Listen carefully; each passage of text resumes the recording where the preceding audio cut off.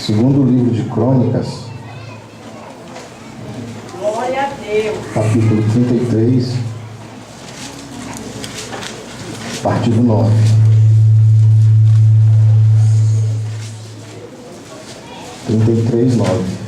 Glória a Deus, aleluia.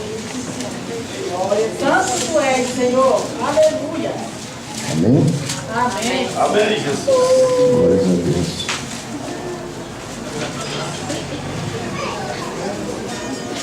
Podemos ler? Amém. Amém. A palavra do Senhor fala: E Manassés tanto fez errar a Judá e aos moradores de Jerusalém, que fizeram pior do que as nações que o Senhor tinha destruído diante dos filhos de Israel. E falou o Senhor a Manassés e ao seu povo, porém não deram ouvidos. Pelo que o Senhor trouxe sobre eles os príncipes do exército do rei da Síria, os quais prenderam a Manassés entre os espinhais e o amarraram com cadeias e o levaram à Babilônia. E ele, angustiado, orou deveras ao Senhor, seu Deus, e humilhou-se muito perante o Deus dos seus pais. E lhe fez orações, e Deus se aplacou para com ele e ouviu sua súplica. E o tomou a trazer a Jerusalém, ao seu reino. Então conheceu Manassés que o Senhor era Deus.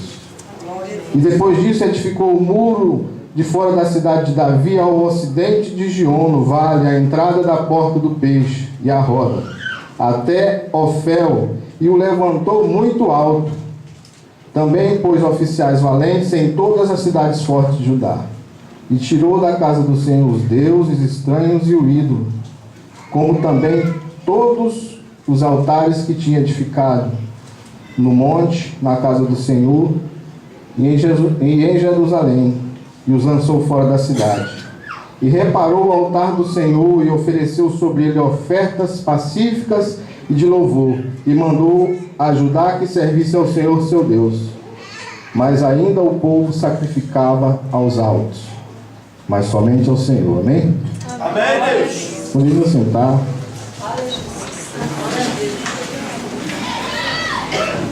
A palavra fala que Manassés, irmãos, ele foi o rei mais cruel. A palavra fala que ele levou aquele povo a todo tipo de atrocidades, todo tipo de maldade. A palavra fala que o rei ele começou a reinar aos 12 anos de idade com a morte de seu pai. 12 anos é uma criança, é um adolescente. E eu imagino, eu creio que as pessoas que estavam à volta dele, elas não andavam conforme o seu pai. As pessoas que estavam às voltas dele eram pessoas que tinham no coração a desobediência. Eu creio que Manassés ele foi mal instruído para que continuasse a boa obra que o pai dele vinha fazendo. O pai dele destruiu todos os ídolos e fez o que Deus fez o que era bom aos olhos do Senhor. Manassés era um rei tão ruim, tão mau, que ele adorava ídolos. Pastor, ele era um rei tão perverso que ele chegou a oferecer seus filhos a Moloque. Moloque era um deus ao qual eram sacrificados filhos queimados. Será que a gente consegue imaginar tamanha maldade? Quem aqui teria coragem de sacrificar um filho de uma maneira tão cruel, queimado?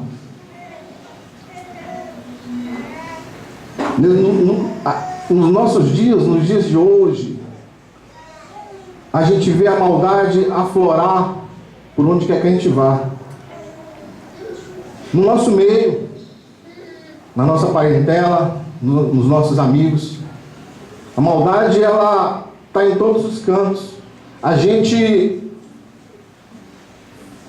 às vezes, fica estupefato do que tem acontecido, da forma que as coisas têm acontecido. Pessoas que simplesmente por ouvir falar, por algo dessa forma, mata por nada. O rei Manassés, ele levou aquele povo a todo tipo de atrocidade. A palavra fala que o Senhor, por tudo que ele fez de errado, o Senhor fez com que ele fosse preso. Às vezes a gente se pega preso no mundo, às vezes a gente se pega preso no mundo de pecado a qual a gente vive. A gente se pega preso no mundo das atrocidades a qual a gente vive. A gente se pega preso na maneira a qual a gente caminha, dentro da igreja, fora da igreja. Pastor, às vezes a gente se encontra de tal forma dentro da igreja que a gente fica cego diante das coisas que Deus quer fazer. Às vezes a gente fica alheio à maneira a qual as coisas se passam dentro de um culto, dentro da igreja. Só que o Senhor, Ele queria fazer algo ali naquele lugar. E Ele fez com que o rei fosse preso. Ele fez com que o rei sofresse as consequências daquilo que ele provocou, daquilo que ele fez que aquele povo fizesse. A palavra fala que ele foi preso por cadeias, ele foi preso por cadeados.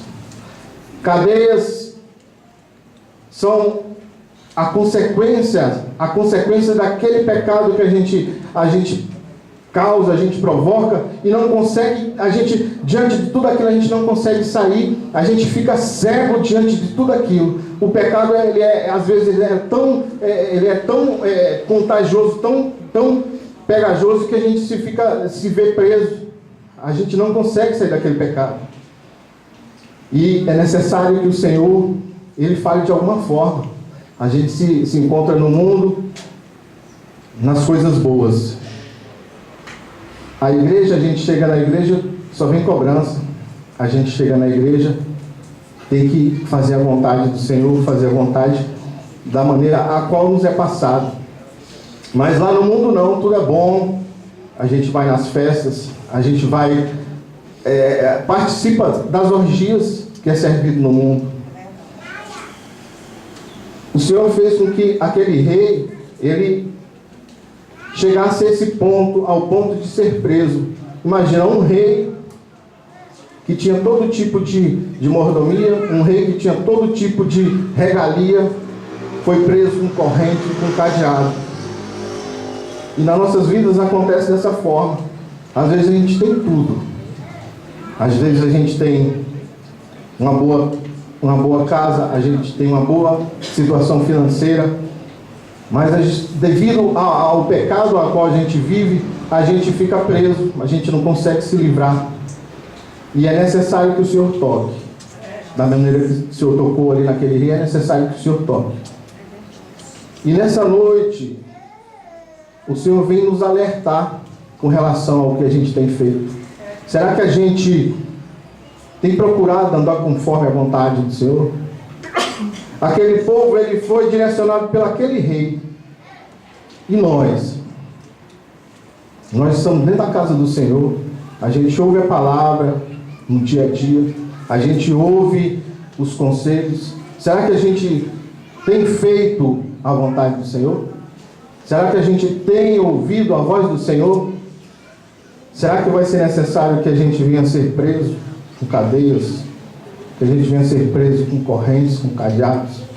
Para que a gente venha verdadeiramente perceber a vontade de Deus em nossas vidas?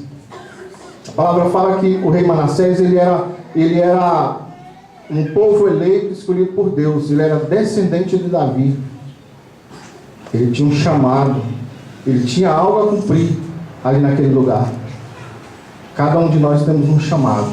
Cada um de nós temos algo a cumprir através da obra que Deus tem em nossas vidas. Será que a gente tem participado? Será que a gente tem feito? Aquele rei, quando ele se viu naquela situação, ele chegou a um ponto que não dá mais. A palavra fala que ele, de tanto sofrimento ali naquele cárcere, ele se entristeceu. A palavra fala que ele, devido a tudo aquilo ali, ele procurou buscar o Senhor. A palavra diz que ele orou. A palavra fala que ele orou muito. A palavra fala que ele orou muito. Ele se humilhou na presença do Senhor. Será que a gente tem buscado a maneira certa de estar fazendo a obra do Senhor? Será que a gente tem verdadeiramente, a gente que está aqui, a gente que está no dia a dia ouvindo a palavra, a gente que tem feito a obra do Senhor, será que a gente tem verdadeiramente feito da maneira que o Senhor tem colocado nos nossos corações? Quando ele se humilhou, o Senhor, sabendo que ele era um povo escolhido, um povo eleito, o Senhor, ele se sensibilizou com aquela humilhação. Ele achou que aquilo ali era bom aos olhos dele. Será que a gente tem feito da maneira correta? A palavra fala que ele orou. A palavra fala que ele orou muito. A palavra fala que ele se humilhou.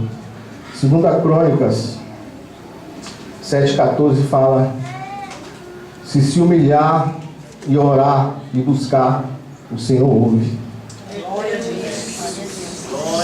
É necessário que a gente se humilhe.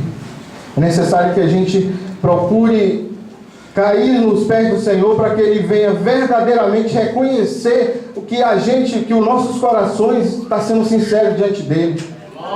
É necessário que a gente verdadeiramente busque o Senhor de uma forma sincera, para que Ele possa estar reconhecendo verdadeiramente que a gente quer uma mudança. A palavra fala. Aleluia. Quando a gente peca, quando aceita Jesus, eu creio que a maioria de nós aqui veio da lama. A maioria de nós. Eu tiro por mim.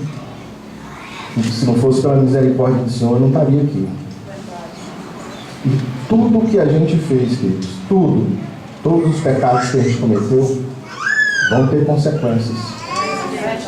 Tudo que a gente fez, a gente vai ter que responder pelo que a gente fez. A gente comete um crime, a gente vai ser julgado pelo aquele crime e a gente vai pagar pelo que a gente fez. E essa consequência faz com que a gente sofra, as pessoas que estão aos nossos lados sofram. Aquele rei, eu imagino que ele tinha família, e quão angustiado não ficou aquela família, sabendo que o rei estava sendo preso. O rei era um povo eleito, o rei, ele foi constituído, o rei devido à morte do pai dele, por sucessão. Eu creio que a família daquele rei, as pessoas que estavam próximas daquele rei, sofreram com ele devido àquilo ali. Mas ele, no momento certo, ele reconheceu o erro. Ele se humilhou na presença do Senhor. E o Senhor verdadeiramente reconheceu que ele estava se humilhando. Glórias a Deus. A palavra diz que quando o rei se humilhou, o Senhor viu ali uma salvação. O Senhor viu ali, ele viu uma possibilidade de salvação. Quando aquele rei, ele sacrificava aquelas crianças, eu imagino que ele fazia aquilo ali de uma forma delituosa, ele fazia aquilo ali até para se agradar diante daquelas pessoas. Era um pecado cruel. A gente que saiu do mundo, a gente que veio da lama, fez atrocidades, cometeu pecados terríveis aos olhos do Senhor, mas Ele teve compaixão de nós, e hoje nós estamos na casa do Senhor, louvando e agradecendo, pregando a palavra do Senhor, levando isso. Tem uma dinâmica de salvação. Tem uma dinâmica de salvação. A partir do momento que Deus reconheceu que aquele rei, aquela pessoa estava ali se humilhando na presença dele, ele resolveu restaurar aquela vida. E o Senhor, Ele quer restaurar nossas vidas. O Senhor, Ele quer fazer com que a gente venha a ter vida nova. Que a gente venha a ter vida nova, vida abundante na presença do Senhor. O versículo 15, Deus maravilhoso. ele nos fala que Ele tirou tudo o que foi colocado no templo do Senhor, todos aqueles deuses. Ele destruiu todos aqueles deuses. Será que a gente tem destruído aquilo que fez com que a gente pecasse? Será que a gente verdadeiramente destruiu tudo aquilo que fez com que a gente saísse da presença do Senhor? Às vezes não é um santo, não é uma imagem. Às vezes é um esposo, às vezes é um filho, às vezes é uma esposa. A gente tem que colocar verdadeiramente o Senhor diante de todas as coisas. Glória a Deus. É necessário que a gente venha reconhecer a soberania de Deus em nossas vidas. A palavra fala que devemos buscar primeiro o reino dos céus, e as demais coisas elas vão ser acrescentadas.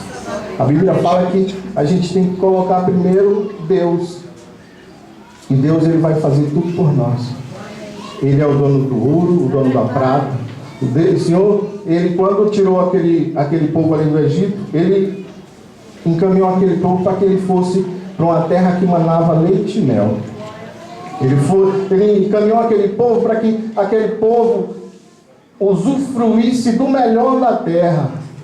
E assim mesmo aquele povo, ele foi desobediente, então foi necessário que se passasse 40 anos ali naquele deserto.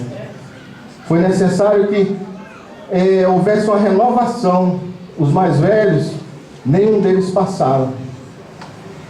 E é necessário que a gente faça essa renovação em nossas vidas. É necessário que a gente venha a abdicar de tudo pelo Senhor. E nessa noite, o Senhor fala dessa forma para a gente. Que a gente venha largar todas essas coisas para que Ele seja em primeiro lugar em nossas vidas. A palavra fala que a partir do momento que o rei humilhou-se na presença do Senhor, ele reconheceu que aquela humilhação era verdadeira, houve uma reconstrução, começou vida nova, ele começou a restaurar. A palavra fala que ele edificou o muro, a palavra fala que ele levantou esse muro muito alto. Quando a gente está edificando a nossa casa, queridos, é necessário que todas as brechas sejam tiradas. Às vezes o inimigo age de uma forma a qual a gente não imagina. Mas Senhor, eu estou na tua presença, mas tem brecha. Eu estou fazendo a sua obra, mas tem brecha. É necessário que a gente reconstrua esse muro verdadeiramente. É necessário que ele seja bem feito. A palavra fala que ele colocou oficiais valentes em todas as cidades fortes. Isso demonstra que é necessário que a gente venha ter vigilância. Não só reconstruir o muro, mas tem que haver vigilância. É necessário que a gente venha orar. É necessário que a gente venha buscar verdadeiramente, porque o inimigo está ao nosso derredor. Ele está simplesmente esperando uma oportunidade para nos tragar. A palavra fala que ele tirou os ídolos, ou seja, houve uma reconstituição, uma reconstrução, houve uma mudança, houve vida nova a partir daquele momento. Então a palavra dessa noite é essa, queridos, que a gente venha ter vida nova na presença do Senhor, que a gente venha fazer uma reconstrução, que a gente venha ser vigilante para que essa vida nova aconteça em nossas vidas. Amém? Então é isso, eu agradeço a oportunidade nessa noite.